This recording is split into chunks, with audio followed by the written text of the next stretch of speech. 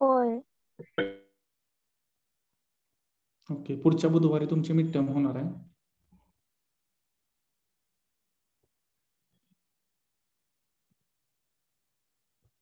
बरं, आपण तोपर्यंत करूया चालू lecture.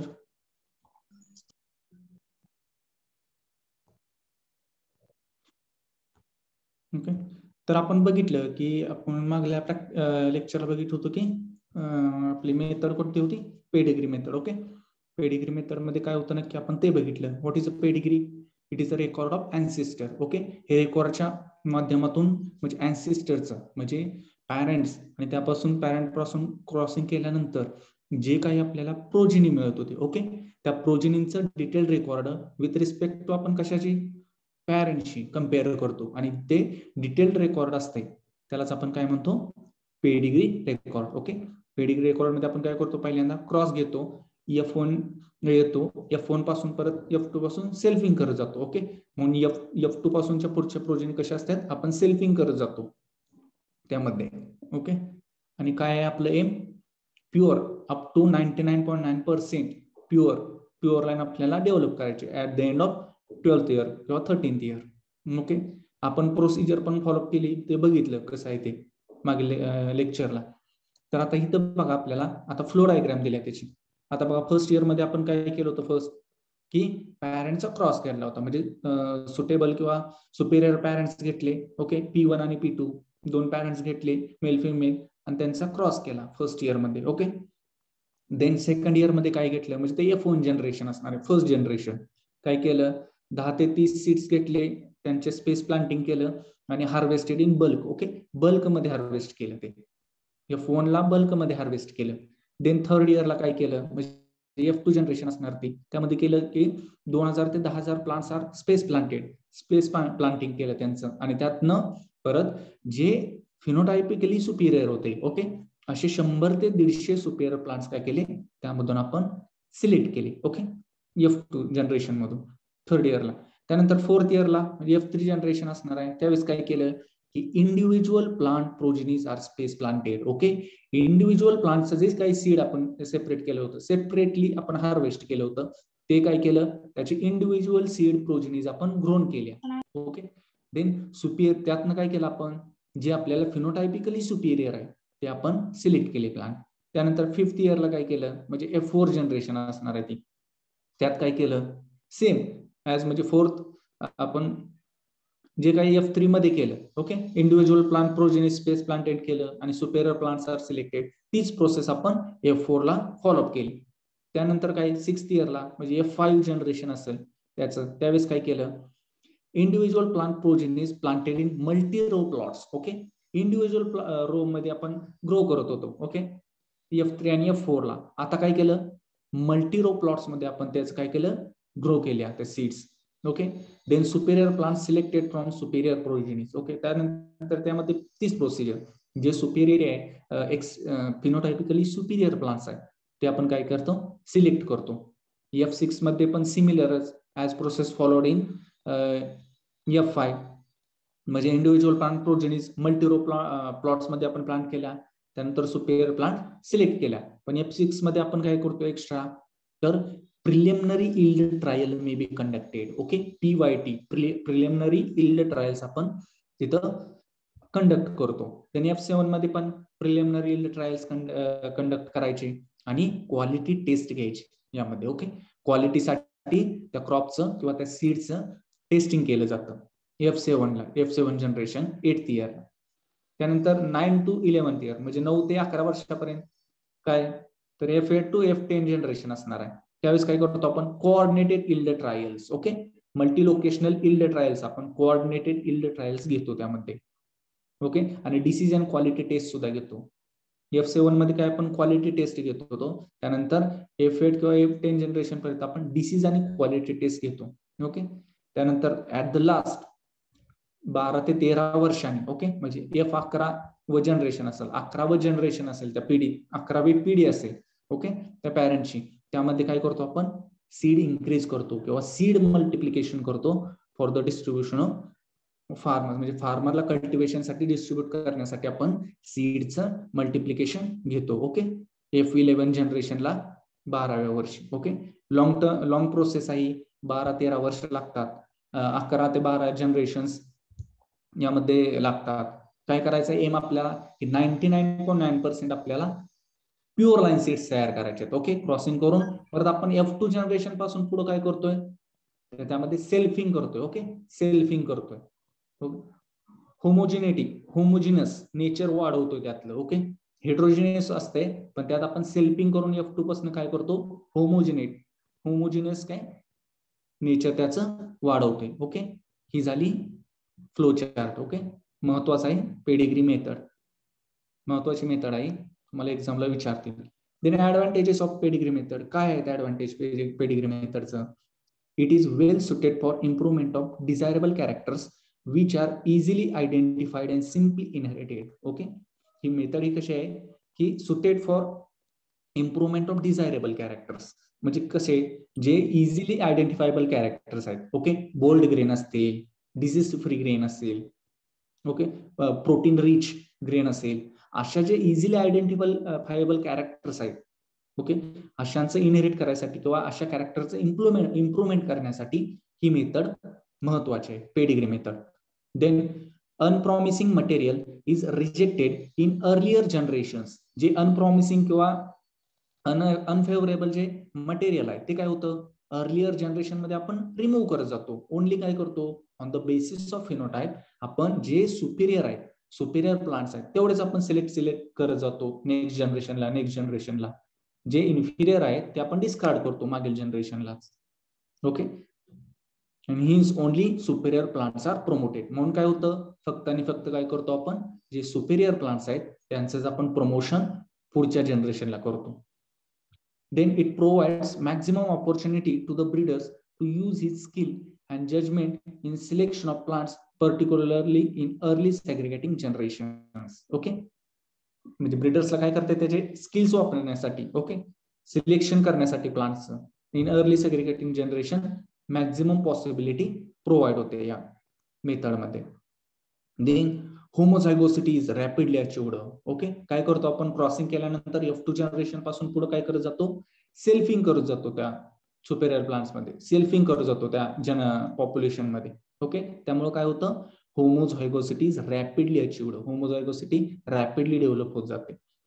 Then what is then evolution is based on several years performance. Okay, आपण बघितलं की जवळजवळ 12 ते 13 वर्ष लागतात, 11 ते 12 जनरेशन्स लागतात क्रॉपच्या एका. त्यामुळे काय, it is based on several years performance. Okay, then transgressive segregants for yield and other quantitative characters may be recovered. Okay, transgressive segregants आपण कशाला म्हणतो की F2 generation. Okay, F2 generation मध्ये असणारे जे पॉप्युलेशन आहे ते कसं असलं पाहिजे, पॅरेंट्स पेक्षा सुपेरियर असेल तर आपण काय म्हणतो, त्याला ट्रान्सग्रेसिव्ह सेग्रिगंट्स म्हणतो. ओके, ट्रान्सग्रेसिव्ह सेग्रिगंट्स म्हणतो त्याला आपण. F2 is superior over it's parent. F2 चा परफॉर्मन्स हा पॅरेंटच्या परफॉर्मन्स पेक्षा जे सुपेरियर असेल तर आपण त्याला ट्रान्सग्रेसिव्ह सेग्रिगंट्स म्हणतो. ओके, अशांचं सिलेक्शन आपण काय करतो, म्हणजे रिकव्हर होतात किंवा अशा पद्धतीचे ट्रान्सग्रेसिव्ह सेग्रिगंट मिळण्याचे चान्सेस आपल्याला काय असतात, जास्त असतात ह्या मेथडमध्ये. Then it takes less time than bulk method to develop a new variety. Okay, bulk method पेक्षा काय थोडीफार कमी वेळ लागतो. ओके, हे जर 12-13 वर्ष लागत असेल तर बल्क मेथडला किती, 14-15 वर्ष लागतात. ओके, बल्क मेथडला जास्त वेळ लागतो as compare to pedigree method. Pedigree मेथडला कमी लागतो वेळ. हे झाले advantages. Then what is disadvantages pedigree मेथडचं? It is more time consuming आहे, laborious, expensive as a pedigree records are to be maintained. Expensive आहे कारण रेकॉर्ड ठेवावे लागतात सगळे. Then extra attention is required for selection among within a large number of progenies. Hence breeder can't handle many crosses according to this method. Okay, कारण काय असते, selection among the with large progenies. Okay, जास्त प्रमाणात population असलं तर काय होतं की ब्रीडरला काय होतं, ते हँडल करताना सगळ्याच ह्याच्यात ब्रीडर क्रॉसिंग करू शकत नाही किंवा ब्रीडर सगळ्याच गोष्टींवरती लक्ष ठेवू शकणार नाही जास्त पॉप्युलेशन असल्यामुळे. ओके, ही डिफिकल्टी येते या मेथडमध्ये. Then the success of this method largely depend upon the skill of the breeder. Okay, success कशावरती डिपेंड आहे, तर स्किल ऑफ द ब्रीडर. तो व्यवस्थितरित्या क्रॉसिंग करतोय का, त्यानंतर व्यवस्थितरित्या त्याचं सेल्फिंग होतंय का, नाहीतर मग काय होणार, जर नॅचरल क्रॉस पॉलिनेशन किंवा मेकॅनिकल मिक्सचर वगैरे असे काही ऑब्स्ट्रक्शन आले त्यामध्ये तर काय होणार आहे, डिफेक्टिव्ह येणार आहे. आपल्याला डिझायरेबल रिझल्ट भेटणार आहेत का, तर नाही, डिझायरेबल रिझल्ट आपल्याला भेटणार नाहीत. म्हणून ब्रीडरच्या स्किलवरती the result of this method is dependent. Okay, ब्रीडरच्या स्किलवरती डिपेंड आहे success. Then selection for yield in F2 or F3 is इनइफेक्टिव्ह. Okay, आता आपण जर म्हटलं की आपण डायरेक्ट F2 किंवा F3 मध्ये सिलेक्शन घेऊया तर नाही. ओके, का, तर प्युअर लाईन भेटणार आहे का आपल्याला, नाही. जर F2 F3 चा आपण जर विचार केला तर थोड्या प्रमाणात त्यात प्युरिटी आली असणार आहे. म्हणजे F2 म्हणजे आपण सेल्फिंग केलं आणि F3 जनरेशन मध्ये जर सिलेक्शन घ्यायचं बघितलं आपण तर काय होणार आहे, थोड्या फार प्रमाणातच. ओके, म्हणजे अप टू किती, एक 12 ते 15%, फार कमी प्रमाणात आपल्याला प्युरिटी भेटणार आहे. पण as compare to several generation आपण करत जाऊ 25%, 50% वाढणार. ओके, परत 87.5 आणि परत 99.9 अशी काय होणार आहे, प्युरिटी इन्क्रीज होणार आहे. जसं जसं आपण जनरेशन मध्ये सेल्फिंग करत जाऊ तसं तसं काय होणार आहे, त्याची प्युरिटी इन्क्रीज होणार आहे. म्हणून F2 किंवा F3 जनरेशन मध्ये सिलेक्शन या प्लांटचं किंवा या मेथड मध्ये इज इनइफेक्टिव्ह आहे, म्हणजे इफेक्टिव्ह नाही आहे. ओके, हे झालं डिसएडव्हान्टेजेस. समजतंय ना शिकवलेलं.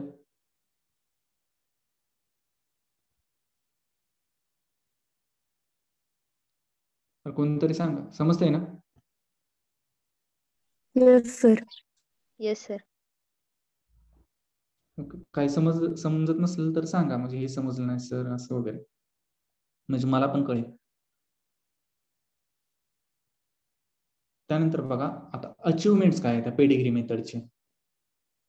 Pedigree method has been extensively used for developing improved varieties in several self-pollinated crops. Okay, self-pollinated crops मध्ये इम्प्रूव्हमेंट करण्यासाठी आपण ही व्हरायटी वापरतो जनरली. कोणकोणत्या क्रॉप्स मध्ये, तर बघा व्हीट आहे, राईस आहे, पल्स आहे, बार्ली आहे, कॉटन आहे आणि व्हेरियस व्हेजिटेबल क्रॉप्स आहेत. आता बघा कोणकोणते अचिव्हमेंट्स केलेत आपण अचीव्ह ही मेथड वापरून, पेडिग्री मेथड वापरून. व्हीट मध्ये बघा NP52 variety, NP120, NP125, NP700, NP800, HD 2285, HD 2402 जनक या व्हरायटीज व्हीट मधल्या डेव्हलप केले. त्यानंतर राईस मधली बघा जया, कृष्णा, रत्ना, साबरमती, कावेरी, बाला आणि पद्मा. ओके, देन टोमॅटो मधली Pusa early dwarf. Okay, Pusa early dwarf variety हा कशाचा क्रॉस आहे, तर मिरुटी आणि रेड क्लॉड. ओके, मिरुट आणि रेड क्लॉडचा हा क्रॉस आहे, त्याच्यापासून ही व्हरायटी पुसा अर्ली डॉर्फ तयार केली by using pedigree method. Then chickpea मधली T1, T2, T3, T5 आणि राधी. ओके, चिकपी मध्ये. त्यानंतर कॉटन मधली बघा LH900, LH1556, then Vikas, Sharada, Sahana, MCU9, LRA 5166, then Surabhi, Suvin, Lakshmi. Lakshmi हा कशाच क्रॉस आहे, तर गदक फर्स्ट आणि CC2. ओके, गदक फर्स्ट आणि CC2 चा क्रॉस आहे Lakshmi. Is superior to Gadag in ginning percentage, earliness आहे, फायबर प्रॉपर्टीज आहेत आणि रेजिस्टन्स टू ब्लाइट आहे. ओके, अशा पद्धतीच्या या क्रॉप्स मध्ये या varieties by using pedigree method आपण डेव्हलप केलेल्या आहेत.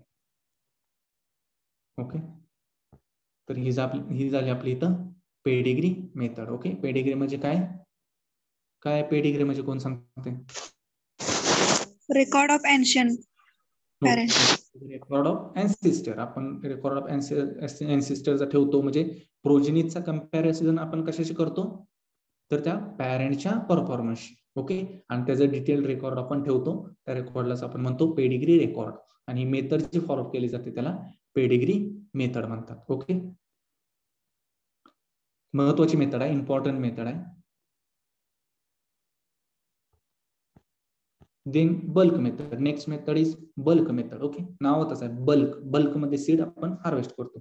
देन आता बघा bulk population method of breeding self pollinated crop was first used by Nilsson Ehle in 1908.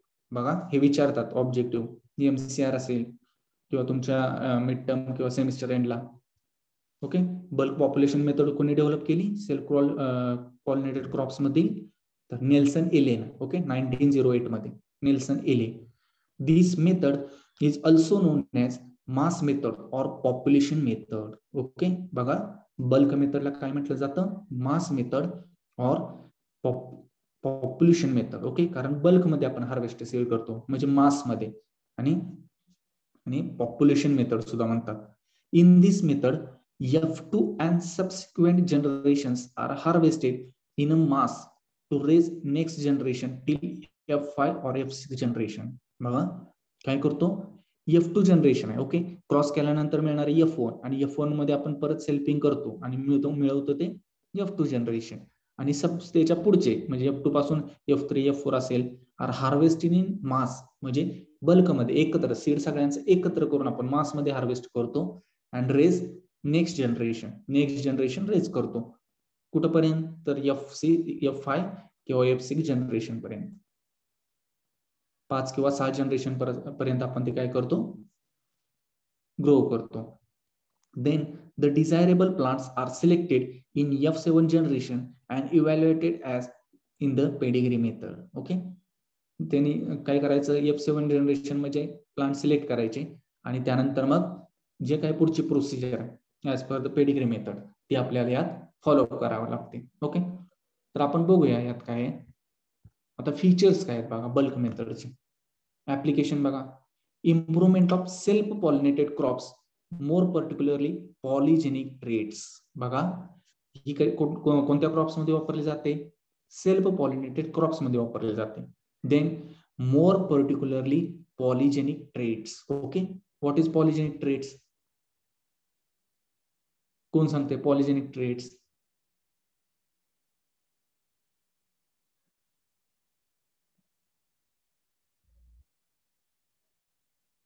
कोण सांगते व्हॉट इज पॉलिजेनिक ट्रेट्स? किंवा त्याला आपण काय म्हणतो? कोणते ट्रेट्स दुसरे? Quantitative traits. Okay, quantitative traits म्हणतो. म्हणजे हे काय डिफाईन करतात किंवा आपल्याला यामधून काय कळतंय? काय डिफाईन करतात हे?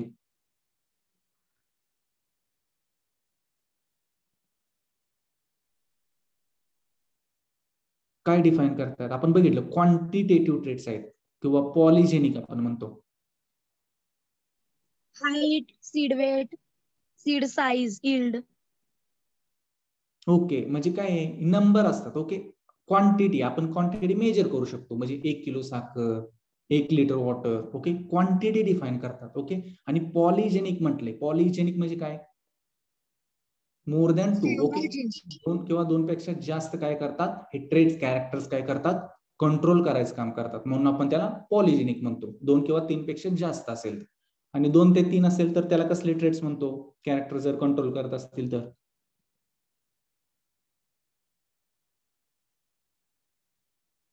कसले ट्रेट्स म्हणतो आपण? Oligogenic traits. बरोबर आहे की नाही? ऑलिगोजेनिकला दुसरं काय म्हणतो आपण? Qualitative traits. Very good, qualitative traits. Okay, ते क्वालिटी दर्शवतात. देन आता बघा पुढचं, हँडलिंग ऑफ मटेरियल. कसं करायचं handling? The material is handled by bulk from F2 to F5. Okay, bulk मध्ये हँडल करायचं म्हणजे F2 जनरेशन पासून F5 जनरेशन पर्यंत जे आपण सीड हार्वेस्ट करणार आहे ते एकत्र करायचं बल्क मध्ये. And then by individual plant selection. आणि बघा F6 पासून, बरोबर, F6 जनरेशन पासून काय करायचं आपण? इंडिव्हिज्युअल प्लांटचं सीड घ्यायचं. बघा प्रत्येक प्लांटचं सीड सेपरेटली हार्वेस्ट करायचं आणि ते सेपरेटली ग्रोन करायचं. ओके, F6 जनरेशन पासून F2 टू F5 पर्यंत काय करणार आपण? बल्क मध्ये हार्वेस्ट करणार, म्हणजे सगळ्या क्रॉपचं थोडं थोडं सीड करून आपण त्याचं बल्क करणार. ओके, आणि F6 जनरेशन पासून काय करणार? तर प्रत्येक क्रॉपचं सेपरेटली हार्वेस्ट करणार सीड आपण आणि ते काय करणार? सेपरेटली ग्रोन करणार. ओके, सेपरेट त्यांच्या लाईन्स ग्रोन करणार. देन बघा, generally 5 to 6 years of bulking is adopted in crop breeding. Okay, 5 ते 6 बल्किंग मध्ये करायचं आणि ते नेक्स्ट जनरेशनला ग्रो करायचं. In short term bulks the bulk period is 6 to 10 years and the long term bulks it is 20 to 13 years. Okay, short term साठी हा period 6 ते 10 वर्ष असू शकतो आणि लॉंग टर्म बल्क जर आपल्याला करायचं असेल तर त्यासाठी 20 ते 30 वर्ष लागू शकतात. Then selection. Natural selection is the integral part of this method. Okay, म्हणजे यात काय आर्टिफिशियल सिलेक्शन करायचंय का? ज्या पद्धतीने आपण पेडिग्रीमध्ये प्रत्येक जनरेशनला आपण काय करायचं, on the basis of phenotype आपण सुपेरियर क्रॉप असेल किंवा सुपेरियर सीड्स असेल क्रॉपचं, ते काय करत होतो आपण मॅन्युअली, ते काय करत होतो हार्वेस्ट करत होतो. पण इथं तसं आहे का? नाही, इथं नॅचरल सिलेक्शन होतंय आणि त्याच्या बेसिसवरती आपण काय करतो, रॅन्डमली आपण या क्रॉपचं इकडच्या सगळ्यांचं एकत्र बल्कमध्ये सीड कलेक्ट करतो आणि ते नेक्स्ट जनरेशनला ग्रो करतो. ओके, नॅचरल सिलेक्शन हा इंटिग्रल पार्ट आहे. Natural selection operates during bulk period and human selection operates in later generation. Okay, मग F6 पासून आपण म्हटलं की इंडिव्हिज्युअल प्लांट सिलेक्ट करायचं आणि ते परत इंडिव्हिज्युअली सिलेक्ट ग्रो करायचं. तिथून काय होणार, मॅन्युअली ऑपरेट होणार. पण अगोदर काय मॅन्युअलचा काय रोल आहे का? नाही, जे काही नॅचरल सिलेक्शन आहे तेच तिथं फॉलो होणार आहे. देन बघा adaption. Natural selection favours genotype have better survival capacity. Okay, यामध्ये काय होतंय, बल्क पॉप्युलेशन मेथड मध्ये नॅचरल सिलेक्शन होतं. आपण बघले it is a integral part up to F2 to F5 generation पर्यंत नॅचरल सिलेक्शन होतं. त्यामुळे काय होतं, it has a better surviving capacity and eliminates genotypes having poor survival capacity. Okay, आपल्याला माहित आहे सर्वायवल ऑफ फिटेस्ट, जे फिटेस्ट आहेत, जे म्हणजे कॉम्पिटिटिव्ह आहे या घडीला, तेच काय होणार आहे, पुढे सर्वाइव्ह होणार आहे.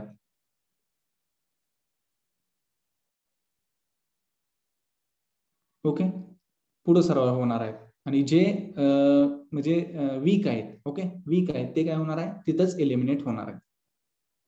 Then thus proportion of best fit genotypes will increase and of poorly adapted genotypes decrease आपोआप होणार आहे. बेस्ट जीनोटाइप्स काय होणार आहे, इन्क्रीज होणार आहे आणि पुअर असतील ते इलिमिनेट होणार आहे. Then the best surviving genotypes may not be agronomically good.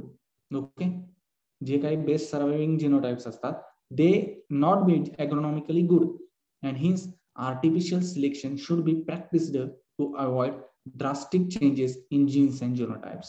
बघा, हे काही नॅचरल सिलेक्शन होऊन जे सुपेरियर जीन्स आलेले आहेत पॉप्युलेशन मध्ये F6 जनरेशन पर्यंत, ते काय करतो नंतर आपण F6 किंवा F7 जनरेशन पासून त्याचं आर्टिफिशियल सिलेक्शन करतो. ओके, आर्टिफिशियल काय तर on the basis of their phenotype, आणि आपण तिथं quality test, okay disease and pest test देतो. ओके, म्हणून आपण तिथं आर्टिफिशियल त्याचं सिलेक्शन करतो. त्यामुळे काय होतात, जो काही एखाद्या वेळेस काय करतात की 2-3 जनरेशन जीनोटाइप चांगला परफॉर्मन्स देतात नॅचरल सिलेक्शन मध्ये, आणि नंतर काय होतं, एकदम ड्रास्टिकली चेंज होऊन त्यांचं यील्ड कसं होतं, कमी कमी होतं. मग अशा पद्धतीचं कॅरेक्टर्स डेव्हलप होऊ नये नेक्स्ट जनरेशनला, म्हणून आपण काय करतो तर F6 किंवा F7 जनरेशनला तिथं क्वालिटी टेस्ट असेल, डिसीज पेस्ट टेस्ट असेल, ते आपण आर्टिफिशियली कॅरी आउट करतो आणि तिथं त्यामधून आपण जे काही फायनली म्हणजे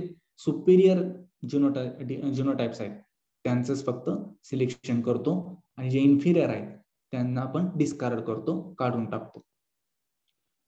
Varieties developed by bulk method are more stable against environmental changes. Okay, environmental changes like कसे असतात, more stable असतात because the bulking period improves the adaptation of population. Okay, आता आपण बघितलं की bulking period ह्यात काय भरपूर आहे, जास्त आहे, मग त्यामुळे काय होतं, it should be naturally adapted to the environment. Okay, naturally ते काय होतात, त्या एन्व्हायरमेंटला अडॅप्ट होतात, कारण वारंवार आपण ते काय करणार आहे, ग्रो करत जाणार आहे. बल्किंग पिरियड जास्त आहे त्यामुळे ते इझिली अडॅप्ट होतात एन्व्हायरमेंटल कंडिशनला. Then what is genetic constitution of this bulk population method मध्ये जेनेटिक कॉन्स्टिट्यूशन कसं असणार आहे डेव्हलप्ड व्हरायटीचं. Developed variety is homozygous and homogeneous.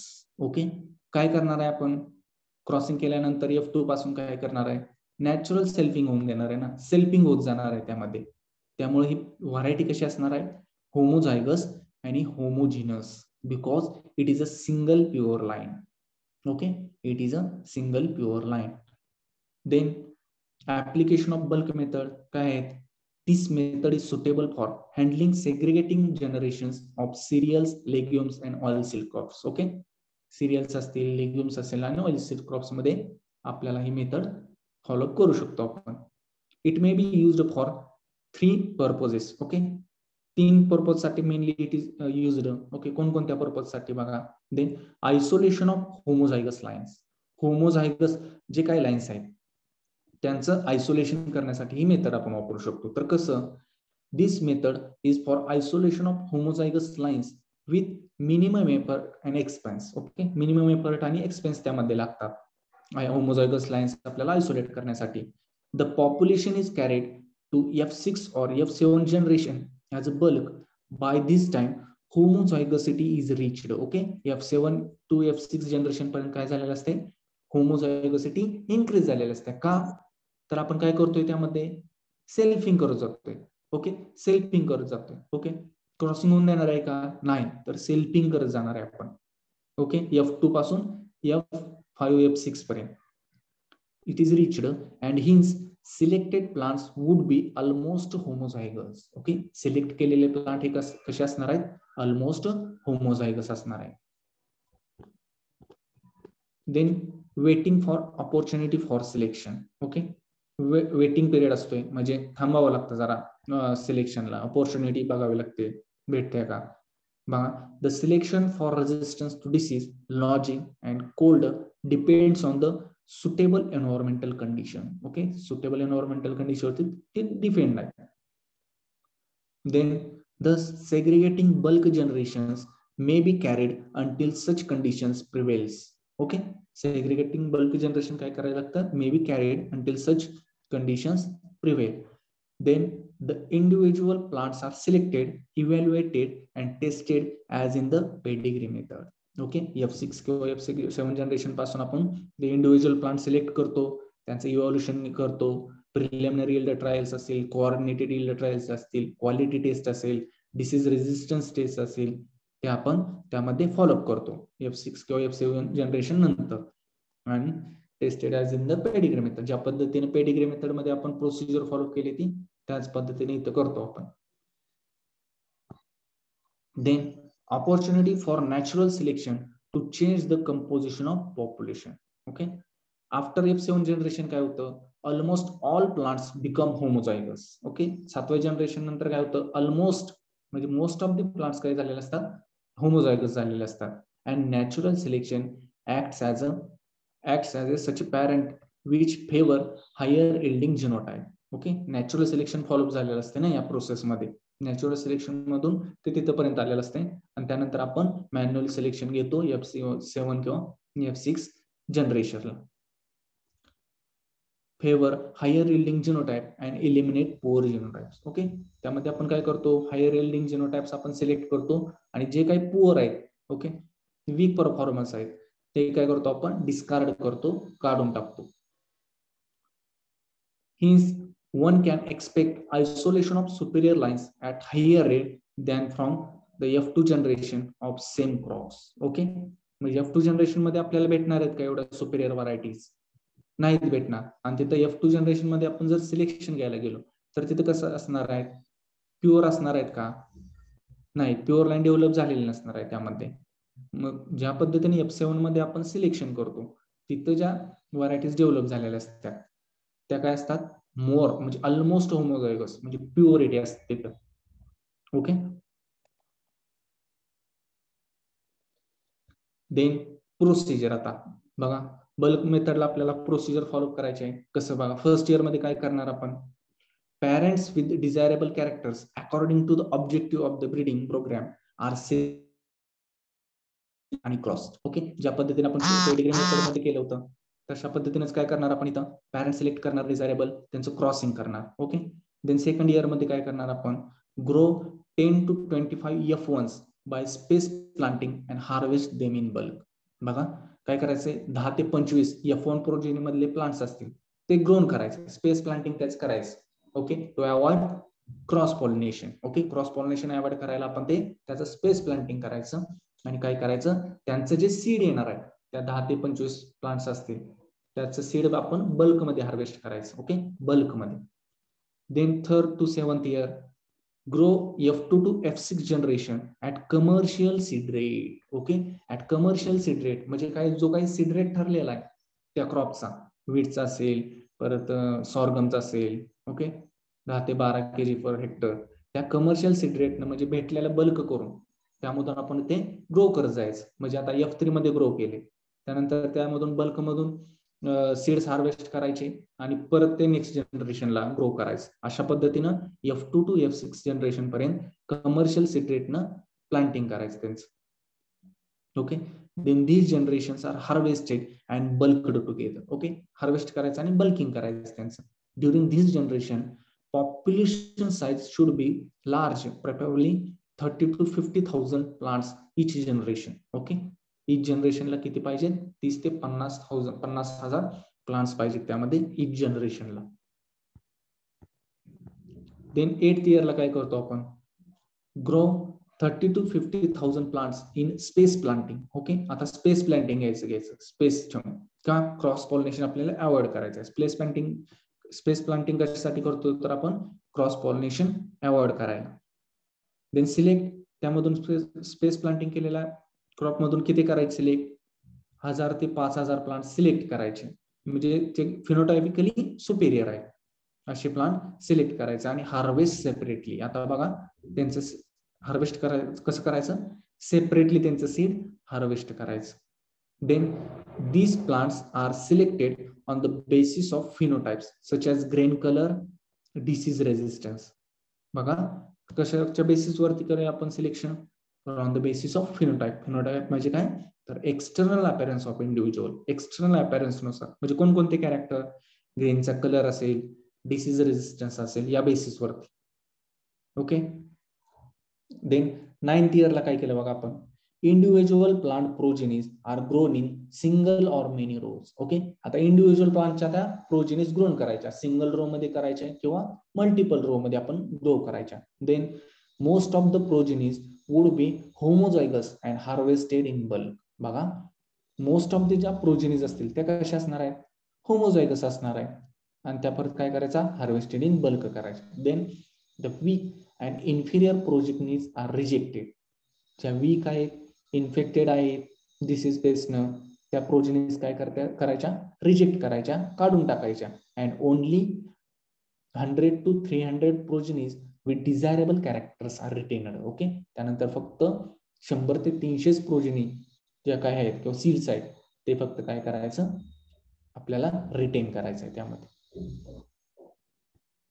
Then 10th इयरला काय करतो, preliminary yield trial is conducted along with standard variety as a check. Okay, आपण काय करतो इथं, preliminary yield trial PYT trial आपण इथं कंडक्ट करतो 10व्या वर्षात.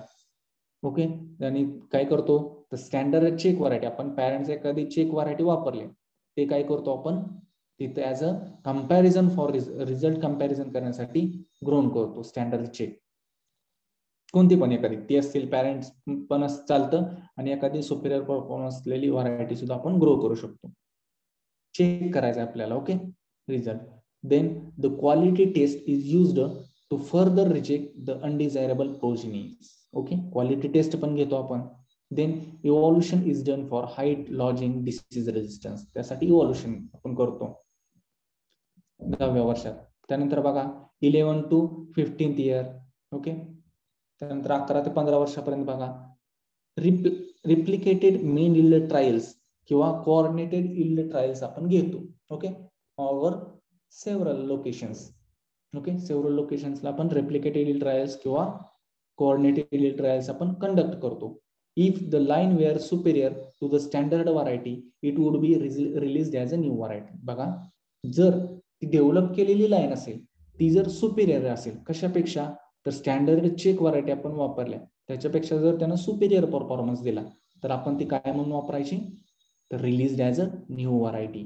त्या व्हरायटीचा जर स्टँडर्ड चेक व्हरायटी पेक्षा जर रिझल्ट चांगला असेल, बेटर असेल तर ते आपण काय करू शकतो as a variety, new variety म्हणून ती लाईन रिलीज करू शकतो. ओके, त्यानंतर 16th इयरला काय करतो आपण, the seed of the released variety is increased for distribution to the cultivars. Okay, फार्मर्सला कल्टिवेशन करण्यासाठी ओके त्या सीडचं डिस्ट्रीब्युशन करतो बाय मल्टिप्लिकेशन करून ते शेतकऱ्यांना वापरण्यासाठी त्याचं आपण डिस्ट्रीब्युशन करतो. ओके, बघा 16 ते 17 वर्ष लागतात, पेडिग्री पेक्षाही जास्त कालावधी इथं लागतो. ओके, त्यामुळे बल्किंग पिरियड हा जास्त असल्यामुळे काय होतं, सेल्फिंग जास्त प्रमाणात होतो आणि रिझल्ट सुद्धा मिळणारा कसा असतो आपल्याला, डिझायरेबल रिझल्ट असतो.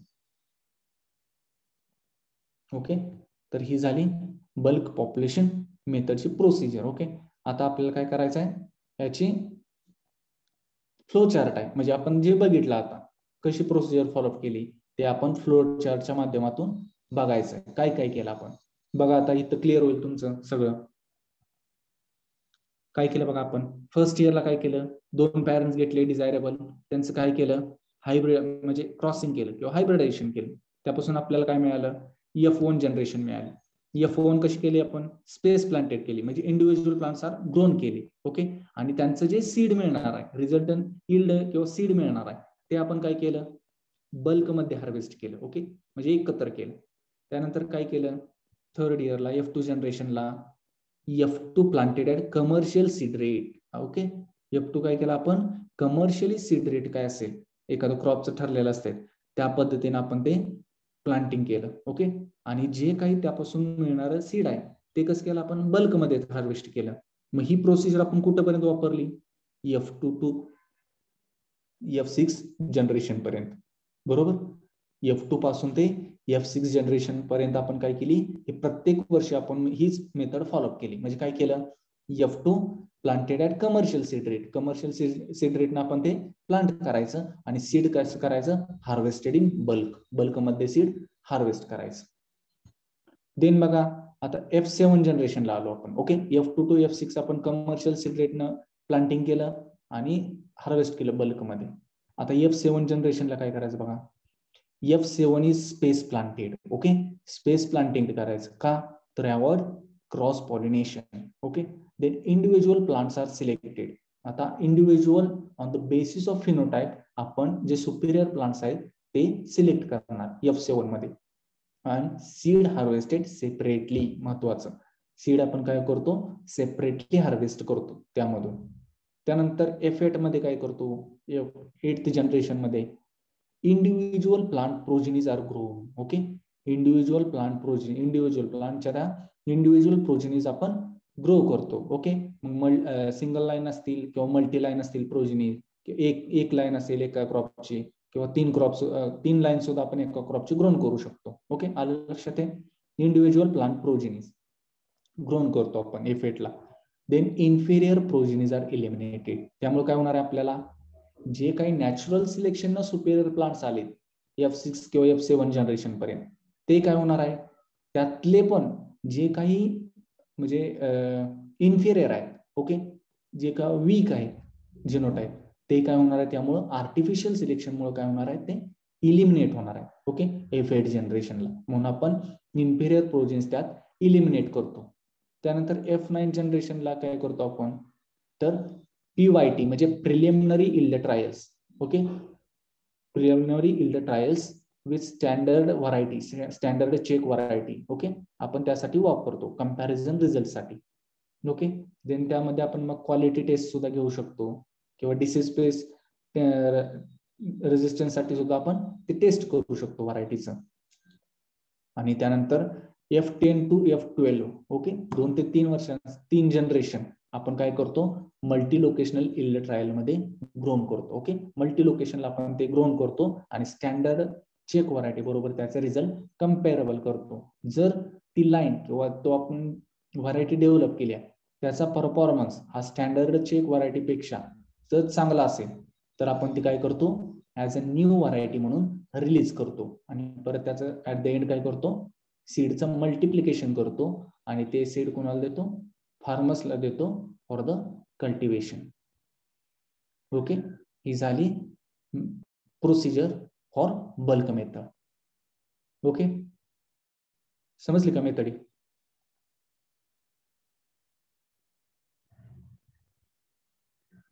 समजली का मेथड? प्रेझेंट आहे ना? Yes sir. Yes sir. बाकीचे काय झोपलेत का काय? फक्त दोघा तिघांचाच आवाज येतोय. प्रेझेंट आहे ना? महत्वाचे आहेत बरं काय मेथड्स. तुम्हाला विचारतातच. हे आहे 1 किंवा 2 मेथड तुम्हाला फायनलला फिक्स असणार आहे, फिक्स. कारण हेच आहे मेन कोर पार्ट इम्प्रुव्हमेंट हा कोर्सचा. GPB 355चा हाच आहे. काय शिकायचं आहे तर हे. बाकीचं काय सेल्फ पॉलिनेशन, क्रॉस पॉलिनेशन हे सगळ्यांनाच माहिती आहे, आपण शिकलेलो आहे. पण नवीन काय शिकायचं आहे आणि कोर पार्ट काय आहे या कोर्सचा, तर ह्या मेथड्स आहेत. ओके, तर काळजीपूर्वक लक्ष द्या.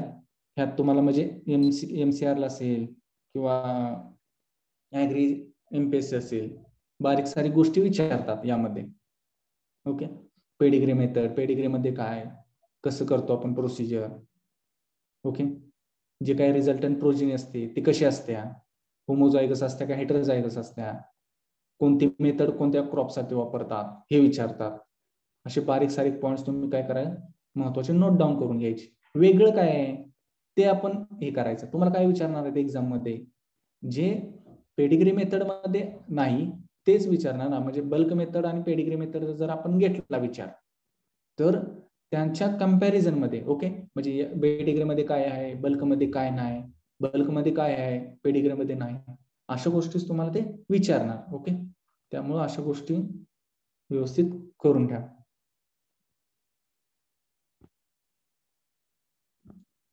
आता ऍडव्हान्टेजेस काय आहेत बल्क मेथडचे? It is simple, convenient and inexpensive. Simple आहे, कन्व्हिनियंट आहे, इनएक्सपेन्सिव्ह.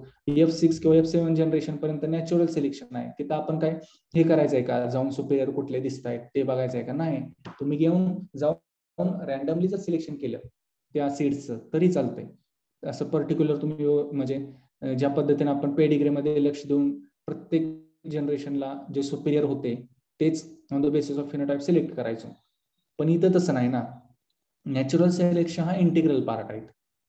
ओके, त्यामुळे बघा, less work and attention is required in F2 and subsequent generation. Hence breeder can concentrate on the other methods. Okay, F2 आणि subsequent F6 पर्यंत काय आहे, जास्त attention लागत नाही. त्याच्यामुळे ब्रीडर काय करतो, तो वेळ तो दुसऱ्या मेथड वरती घालवू शकतो. Then artificial and natural disease, epiphytotics, winter killing etcetera, म्हणजे एलिमिनेटेड अनडिझायरेबल टाइप्स आणि increase frequency of the types. म्हणजे काय आहे, नॅचरल सिलेक्शन असल्यामुळे काय होतं, डिसीज वगैरे पेस्टचा काय जास्त इथं संबंध येत नाही. ओके, त्यामुळे इलिमिनेट होतात undesirable characters. Then since large population is grown, transgressive segregants are more likely to appear and increase due to natural selection. बघा, what is transgressive segregant? काय आहे ट्रान्सग्रेसिव्ह सेग्रिगंट म्हणजे? मी सांगितलं.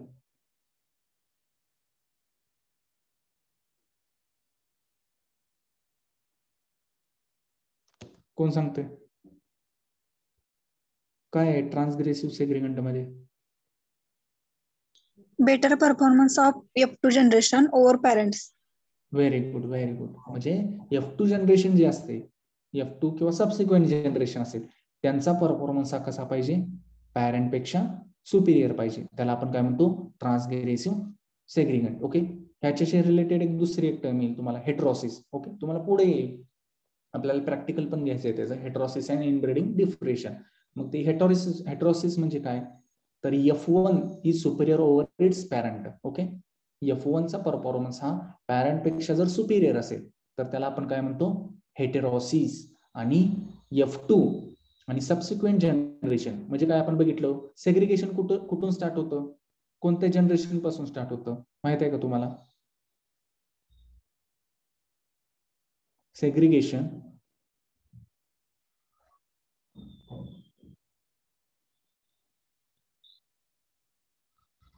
F2 जनरेशन पासून. F2 generation. हा, F2 जनरेशन पासून चालू होतं. What is segregation? सेग्रिगेशन म्हणजे काय, काय सेग्रिगेशन?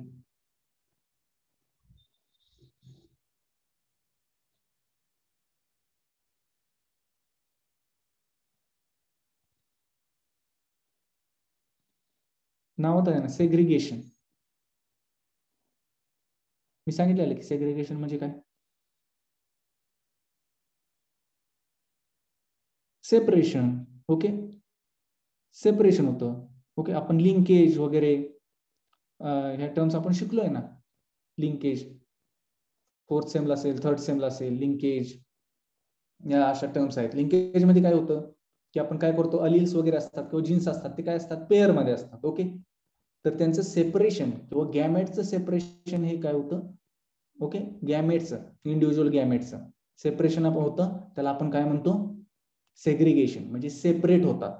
ओके, सेपरेट होऊन हे जेव्हा गॅमेट्स असतील, ओके, किंवा अलिल्स असतील, ते दुसऱ्या गॅमेट्स जेव्हा आपण हे होतात म्हणजे त्यांचं पेअरिंग होतं, त्यावेळेस काय होतं, आपल्याला डिझायरेबल रिझल्ट भेटतो. ओके, वेगळा व्हॅरिएबिलिटी क्रिएट होते.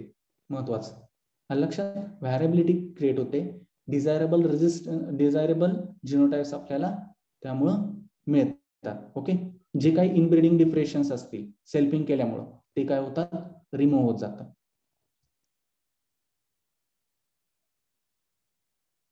देन बघा, it is suitable for thickly spaced crops like cereals, legumes. Okay, cereals आणि लेग्युम साठी ही म्हणजे सुटेबल आहे. No pedigree is kept, hence save time and labour. बरोबर, इथं आपल्याला काय रेकॉर्ड वगैरे ठेवायचंय का, काही नाही. Then it is suitable for studies on survival of genes and genotypes in the population. Okay, suitable for studies survival of genes and genotypes. कोणतं सर्वाइव्ह होतंय, okay, Darwin's theory of natural selection प्रमाणे जो fittest आहे तोच survival होणार आहे. Okay, natural selection असल्यामुळे. Then what is disadvantages bulk मेथडचं, it takes much longer time to develop as a new variety. बघा, बल्क मेथडला किती वेळ लागला, F16 टू F17 जनरेशन म्हणजे 16 ते 17 वर्ष जवळजवळ एक व्हरायटी डेव्हलप व्हायला वेळ जातोय. त्यानंतर बघा, it provides little opportunity for the breeder to exercise his skill and judgement in selection. Okay, F6 generation पर्यंत काय होतंय, नॅचरल सिलेक्शन होतंय. तिथून पुढे एक थोड्याफार वर्षांसाठीच काय येते, आर्टिफिशियल सिलेक्शन येते. म्हणजे लेस टाइम भेटतोय स्किल आणि जजमेंट साठी. ओके, ब्रीडरला. Then large number of progenies with unpromising material is maintained in the earlier generation. Okay, unpromising material काय होतंय, राहते ना तसंच. On the basis of phenotype आपण व्यवस्थितरित्या सिलेक्शन करून घेतोय का यामध्ये सीड, नाही. आपण रॅन्डमली काय करतो, ते बल्कमध्ये हार्वेस्ट करतोय. त्यामुळे त्यामध्ये इन्फेरियर प्रोजेनीज किंवा इन्फेरियर सीड सुद्धा असू शकते. Then information on maintenance inheritance of characters can't be obtained as pedigree is not kept. Okay, inheritance characters असतील त्याची इन्फॉर्मेशन इथे आपल्याला ऑब्टेन होत नाही, कारण आपण पेडिग्री रेकॉर्ड यामध्ये ठेवत नाही. देन अचिव्हमेंट बघा कोणकोणते आहेत. This method is used to limited extent in barley breeding in USA. Okay, USA मध्ये बार्ली ब्रीडिंग साठी वापरतात. Using this method varieties like Arrival, Beecher, Glacier and Gem are derived from the cross Atlas and Vegan. Okay, Atlas आणि वेगनचा cross करून varieties like Arrival, Beecher, Glacier and Gem are developed. In India, only one variety, Narendra Rai, has been developed in brown mustard, Brassica juncea. Okay, mustard मध्ये बघा, महत्वाचं MCQ objective, MCR असेल किंवा agri MPSC असेल त्या दृष्टीनं, की इंडियात फक्त एक व्हरायटी तयार झाल्या या मेथडनं, बल्क पॉप्युलेशन मेथडनं. कोणते तर नरेंद्र राय. कोणत्या क्रॉप मधली, तर ब्राऊन मस्टर्ड मधली. ओके, मस्टर्ड मोहरी मधली नरेंद्र राय एवढी एकच व्हरायटी डेव्हलप केली आहे मेथडनं. महत्वाचा ऑब्जेक्टिव्ह पॉइंट आउट करून ठेवा. ओके, हे झालं अचिव्हमेंट ऑफ बल्क मेथड.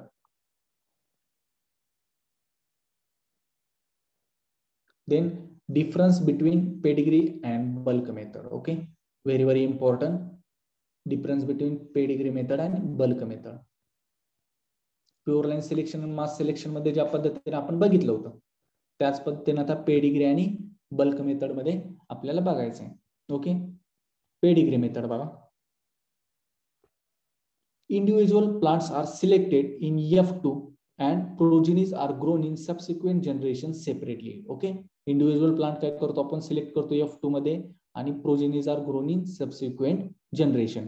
तसं बल्क मध्ये आपण काय करतो F2 and subsequent generations are grown in bulk. Okay, at commercial seed rate आपण ते काय करतो त्यांचं प्लांटेशन करतो किंवा ग्रोइंग करतो, सोन करतो. and individual plants are selected in F6 or F7 generation.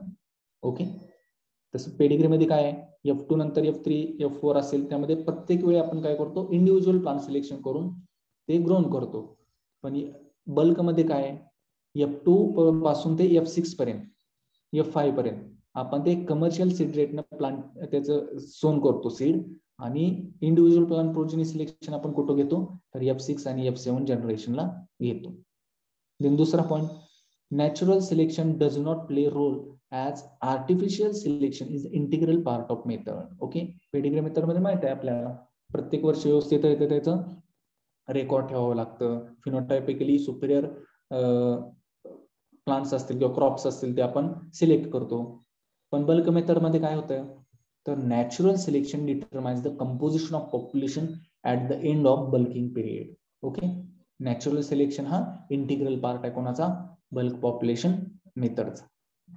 Then third one, pedigree records have to maintain in pedigree method. Then no any pedigree record in bulk method. Fourth one, it takes 14 to 15 years to develop a new variety. म्हणजे 14 ते 15 वर्ष लागतात नवीन variety develop व्हायला. Okay, आणि इकडे काय लागतं 16 ते 17 वर्ष. ओके, 16 ते 17 वर्ष जवळजवळ लागतात कशासाठी बल्क मेथड डेव्हलप व्हायला. Then it requires close attention of breeder from F2 and onward. म्हणजे सबसिक्वेंट जनरेशन F2 पासून पुढच्या जनरेशनला क्लोज अटेन्शन लागते ब्रीडरचं. Means laborious and time consuming method आहे पेडिग्री मेथड. ओके, F2 पासून पुढे कसं लागतं क्लोज अटेन्शन लागतं ब्रीडरचं, त्यामुळं लेबरियस आहे, लेबर्स लागतात आणि टाइम कन्झ्युमिंग आहे. तर इकडे काय आहे बल्क मध्ये it is simple, convenient and inexpensive. Okay, simple आहे, कन्व्हिनियंट आहे आणि इनएक्सपेन्सिव्ह आहे. कारण F2 पासून F6 जनरेशन पर्यंत नॅचरली सिलेक्शन होत असते. F6 पासून पुढं म्हणजे थोड्या कालावधीसाठीच आपण त्यामध्ये आर्टिफिशियल सिलेक्शन फॉलो करतो. Then the size of population is smaller than the bulk method. Okay, जी काही पॉप्युलेशनची साईज आहे आपण ग्रोन करतो F2 F3 F4 जनरेशन मध्ये, त्याची साईज कशी आहे पॉप्युलेशनची इंडिव्हिज्युअल प्लांट सिलेक्ट करत असल्यामुळं स्मॉल आहे ना, स्मॉल आहे साईज पॉप्युलेशनची.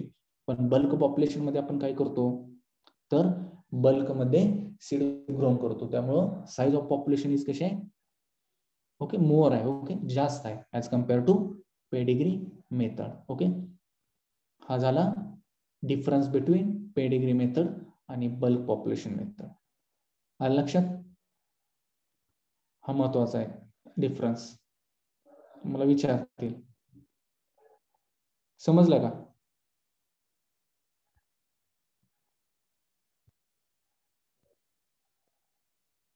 समजलं ना डिफरन्स?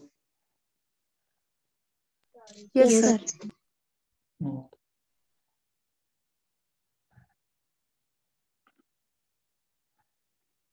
आपण बघितलं आज पेडिग्री बघितली, बल्क पॉप्युलेशन मेथड सुद्धा डिटेल मध्ये आपण बघितलं. महत्वाच्या मेथड्स आहेत पेडिग्री, त्यातल्या त्यात महत्वाची पेडिग्री व्यवस्थित करा. नंतर प्युअर लाईन सिलेक्शन पण महत्वाचे मेथड. ओके, आणि एक शेवटची मेथड एवढी राहते ते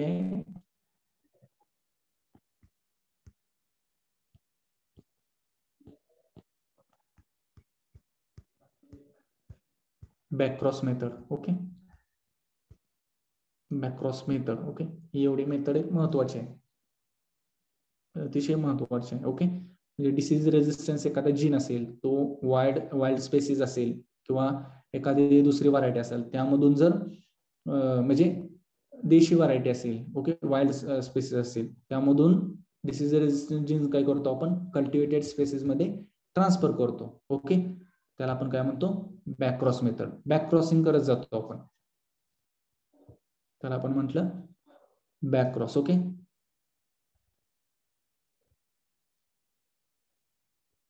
बॅक क्रॉस म्हणजे काय? Offspring crossed with its one of parent. Okay, back cross. आणि दुसरा कुठला क्रॉस असतो? Taste cross. टेस्ट क्रॉस म्हणजे काय? Recessive सोबत करायचं. काय? Crossing Okay. of F1 with is its recessive parent. Okay okay, very good. म्हणजे बॅक क्रॉस मध्ये आपण काय करतो? क्रॉस ऑफ F1 म्हणजे F1 प्रोजेनी जी येते त्याचा क्रॉस आपण काय करतो? Either of its parent. Okay, एक तर तुम्ही मेल पॅरेंट बरोबर पण क्रॉस करू शकता किंवा फिमेल म्हणजे डॉमिनंट आणि रेसेसिव्ह. ओके, मेल आणि फिमेल मध्ये तुम्ही हे करू शकता, क्रॉस करू शकता त्याचा. पण ह्यामध्ये काय करतो आपण टेस्ट क्रॉस मध्ये? तर ओनली जे काही रिसेसिव्ह पॅरेंट्स आहे, ओके, त्याच्याशीच फक्त आपण क्रॉस करतो, त्याला आपण काय म्हणतो? Taste cross. ओके, असे दोन पद्धतीचे क्रॉस आहेत, ते महत्त्वाचे लक्षात ठेवा, टेस्ट क्रॉस आणि बॅक क्रॉस. देन बघा, it is proposed by Harlan and pope in 1922. MCQ महत्वाचा. बॅक क्रॉस मेथड कोणी दिली? तर Harlan and pope in 1922 as a method of breeding for small grains, and it is employed in improvement of both self and cross pollinated crops. Okay, ही कशामध्ये वापरतात? तर both self as well as cross pollinated crops मध्ये आपण वापरू शकतो method. Then in this method 2 plants are selected and crossed, and hybrid is successively back crossed to one of their parents. Okay, यामध्ये काय करतात की 2 प्लांट सिलेक्ट करायचे. Okay, त्यांचा क्रॉस करायचा आणि हायब्रिड मिळवायचं. ओके, हायब्रिड म्हणजे F1 मिळवायचं आणि F1 काय करायचं? Successfully back crossed with either of its parent. Okay, कोणत्या तरी एका पॅरेंटशी परत त्याचा क्रॉस करायचा. अशा पद्धतीने आपण बॅक क्रॉस प्रोजेनी मिळवू शकतो. Then as a result the genotype of back cross progeny becomes increasingly similar to that of the parent to which it is crossed. Okay, अशामुळे काय होतं? जे काही F1 मध्ये जे हायब्रिड तयार होतं त्याचा क्रॉस आपण काय करतो? Either of its parent. मग ज्या पॅरेंट बरोबर आपण क्रॉस करतो त्या F1चा, त्यामध्ये काय होतात? सिमिलर कॅरेक्टर्स डेव्हलप होतात ना. ओके, कारण बऱ्यापैकी जिनोटाइप कसं असणार आहे? सिमिलर होत जाणार आहे त्या पॅरेंट बरोबर आणि पॅरेंटचा आणि F1 मध्ये आपण क्रॉस केलेला प्रोजेनीचा. Okay, then at the end of 6 to 8 generations the progeny would be almost identical with the parent used for back crossing. Okay, 6 ते 8 जनरेशन्स नंतर काय होणार आहे? आपण क्रॉसिंग करत गेलो म्हणजे प्रोजेनी होईल त्याचं परत पॅरेंट बरोबर क्रॉसिंग सिलेक्ट केलेल्या, परत त्यांची प्रोजेनी असेल त्यांचा क्रॉस सिलेक्ट केलेल्या पॅरेंटचा, असा 6 ते 8 जनरेशन पर्यंत आपण बॅक क्रॉसिंग करत गेलो. ओके, बॅक क्रॉसिंग करत गेलो नंतर काय होते? आपल्याला ऑलमोस्ट आयडेंटिकल, ओके, पॅरेंट जे आपण सिलेक्ट केलं होतं आधी आणि F1 हे काय होणार आहे?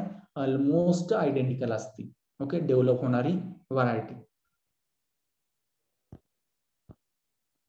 देन बघा, आता ह्या 2 महत्वाचे आपण यूज करतो. Okay, parent. आता बघा, adapted variety lacking 1 or 2 desirable characters to which hybrid is successfully back crossed several times is called recurrent or recipient parent. Okay, बघा, recurrent or recipient parent. recipient आपल्याला माहित आहे, recipient म्हणजे काय? तर घेणं ना, घेणं. मग काय होतात अशा व्हरायटीमध्ये की त्यामध्ये 1 किंवा 2 डिझायरेबल कॅरेक्टर्स लॅक आहेत. ओके, कमी आहेत व्हरायटीमध्ये. समजा 2 व्हरायटी आहेत, त्यातल्या ए व्हरायटीमध्ये काय आहे? डिसीज रेजिस्टन्स साठीचा जीन लॅक आहे. ओके, डिसीज रेजिस्टन्स साठीचा जीन लॅक आहे. आणि बी ही व्हरायटी आहे, त्या बी मध्ये काय आहे? वाईल्ड स्पेसिस आहे, त्यामुळे त्यामध्ये काय आहे? डिसीज रेजिस्टन्स जीन आहे, त्यात प्रेझेंट आहे बी व्हरायटी. ओके, तर आपण काय करतो? बी व्हरायटीचा तर आपल्याला काय करायचं आता? फर्स्ट ए व्हरायटीला कशाची गरज आहे? त्या डिसीज रेजिस्टन्स जीनची गरज आहे. ओके, मग तो काय होणार आहे, रिसिपियंट आहे ना, घेणार आहे तो. मग त्याला आपण काय म्हणणार, recipient or recurrent parent adapted variety lacking one or two desirable characters to which hybrid is successfully back crossed. Okay, त्याच्यासाठी आपण काय करणार आहे, तो डिझायरेबल जीन इन्सर्ट करायसाठी आपण सक्सेसिव्हली बॅक क्रॉसिंग करणार आहे. ओके, तर त्याला म्हटलं जातं रिकरंट ऑर रिसिपियंट, म्हणजे घेणारा parent. Then what is non recurrent or donor parent. आता देणार कोण आहे, ए का बी, तर बी व्हरायटी. ओके, बी व्हरायटी मधलं जीन काय करायचं आपल्याला, ए मध्ये इन्सर्ट करायचं आहे by back crossing. Then while the undesirable or wild variety possessing only one or two desirable characters is called as non-recurrent or donor parent म्हणतो आपण. ओके, कारण तो काय करणार आहे, एक किंवा दोन डिझायरेबल जीन्स असतील ते काय करणार आहे, ट्रान्सफर करणार आहे कोणाला, ए पॅरेंटला. म्हणजे तो काय झाला, डोनर झाला. ओके, डोनेट केलं त्यानं, म्हणजे तो कसा आहे, non recurrent or donor parent झाला. आणि ए कसा आहे, रिकरंट ऑर रिसिपियंट पॅरेंट, कारण तो एक किंवा दोन डिझायरेबल जीन्स बॅकक्रॉस मेथड आपण त्यामध्ये इन्सर्ट करणार आहे. आलं लक्षात, हे कळलं रिकरंट पॅरेंट आणि नॉन रिकरंट पॅरेंट म्हणजे काय, समजलं ना. Yes sir. ओके, तर बघा, the objective of this method is to improve one or two specific defects in a high yielding variety. Okay, एखादा हायब्रिड तुमचं चांगलं आहे, यील्ड परफॉर्मन्स चांगला आहे, सगळं आहे, पण त्याचे डिसीज रेजिस्टन्स जर त्यामध्ये कमी असेल तर अशा वेळी आपण काय करतो, तर एखादी वाईल्ड स्पेसिस बघतो. तर वाईल्ड स्पेसिस कशी असेल, डिसीज रेजिस्टन्स असली पाहिजे. त्यामधील काय करतो आपण, जे जीन्स असतील स्पेसिफिक जीन आपण बघितले, एक किंवा दोन, कशासाठीचे, डिसीज रेजिस्टन्स साठीचे, त्या काय करतो आपण, बॅकक्रॉस मेथडद्वारे आपण ते ए मध्ये ट्रान्सफर करतो. ओके, हे महत्वाचं ऑब्जेक्टिव्ह आहे. आणि हे विचारले जातात बॅक, म्हणजे डिसीज रेजिस्टन्स असेल किंवा अदर क्वालिटी इम्प्रुव्हमेंट कॅरेक्टर असेल एक किंवा दोन, हे कोणत्या मेथडने इन्सर्ट केले जातात, तर बॅकक्रॉस मेथड.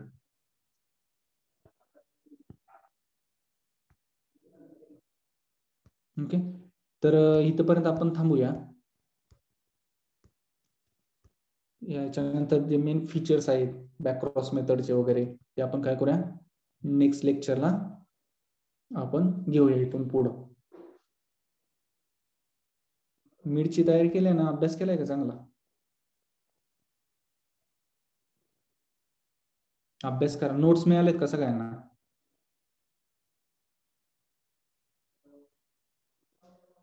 अरे बोला ना, नोट्स मिळालेत का सगळ्यांना. Yes sir.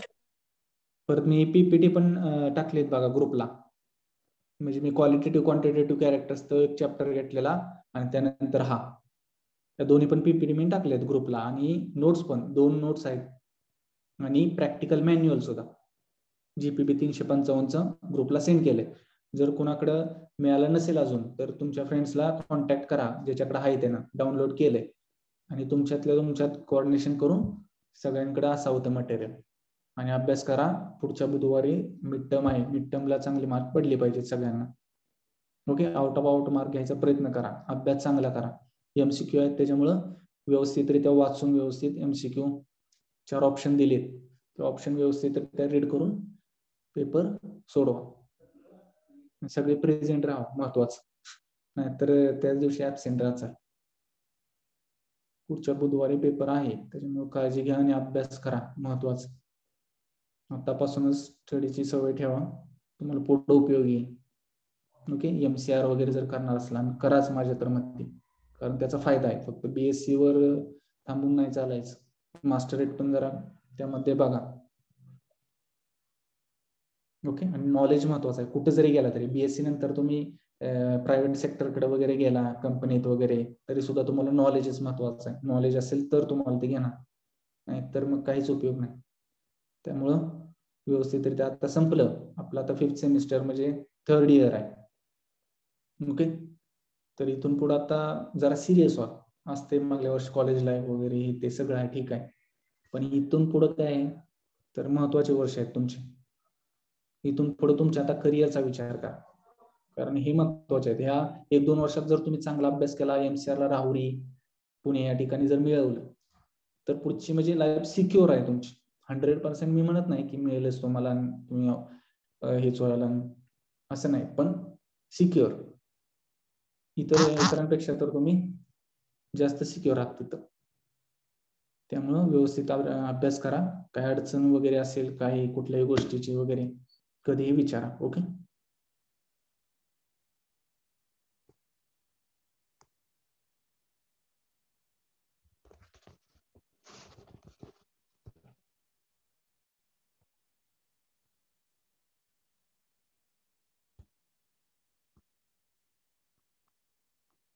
ओके, काय प्रॉब्लेम आहे का कोणाला काय?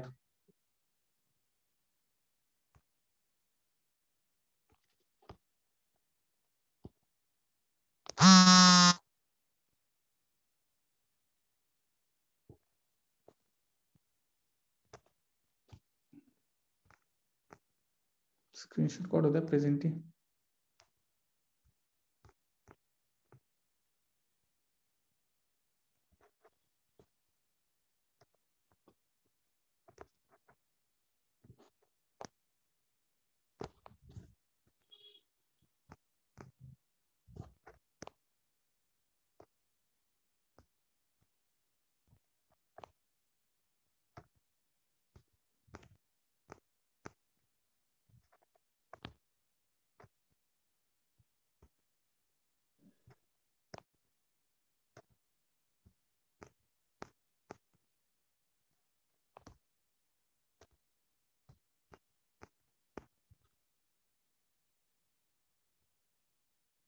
ओके, कोणाला काय प्रॉब्लेम आहे का? समजलं नाही काय वगैरे, किंवा बाकीच काय विचारायचं आहे का?